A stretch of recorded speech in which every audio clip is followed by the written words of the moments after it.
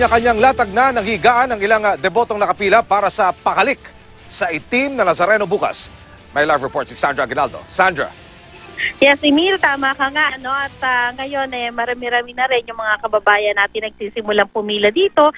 Bagamat, masasabi pa rin naman na by standard maiksi pa. Kasi nga, mula doon sa Quirino Grandstand, hanggang dito lamang naman pagkalampas ng Manila Ocean Park yung pila. Kaya lang, ang style dito, Emil, di ba parang winding yung pila. Kaya maasahan mo na bagamat sa unang tingin ay kakaunti sila. Pero ang totoo, meron ng mga nakahiga, meron ng mga nakaupo, may mga nakalatag na. At kompletos recados, may mga baon silang pagkain. Dahil gusto nilang baonan sa oras na magbukas na bukas.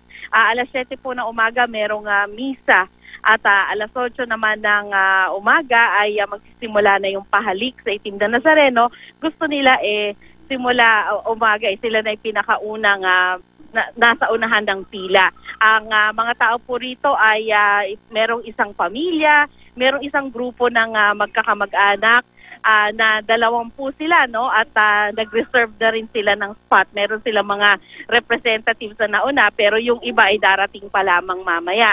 So ang sinasabi nila, sila-sila rin yung taon-taon maaga dito pumila at ang experience daw nila kasi pag malalim na ang gabi, Emil, hahaba na raw yung pila. Magsimula na humaba hanggang magdamag na yan hanggang bukas ng umaga. Kaya sila'y nagpauna na. Handa rin sila sakaling uulan at yun nga may mga nakalatag sila sakaling basa yung semento. Meron din silang mga latag na kumbaga waterproof.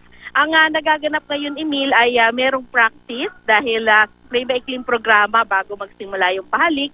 Tapos naka-standby na po rito, may mga kawani ng MMDA, ng PNP, at ganun din may naka-set up na rin na clinic, Emil, sakaling para handa sila sakaling merong mahilo bukas o kaya ay magkasakit, sila matutugunan agad. So, yan muna po ang pinakahuling ulat mula dito sa Quirino Grandstand. Emil? Sandra, please, ilang katanungan lamang para sa kapakanan ng mga kababayan nating deboto. Meron bang naging pagbabago sa arrangement pagdating dyan sa pakalik na tinatawag? Dito naman, Emil, sa pahalik, wala.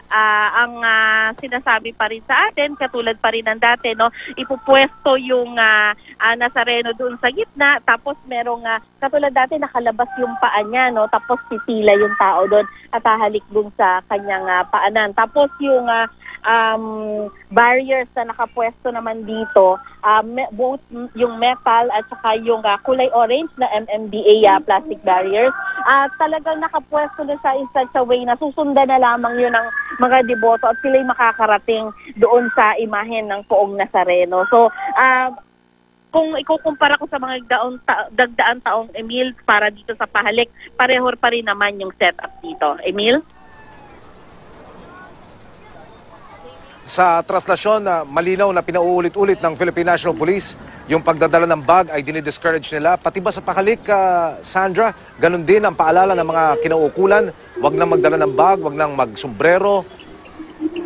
So far, Emil, dito wala tayo kasi nga nakikitang any kumbaga do's and don'ts, at wala pa rin kasing mga otoridad talaga na nagpapaalala o nagbibigay paalala dito sa mga tao dito. Basically, ang nangyari dito dahil siguro nga bukas pa naman, kanya-kanyang pila muna yung ating mga kababayan, nagiging gabay na lamang nila yung mga barriers na sinasabi ko kanina.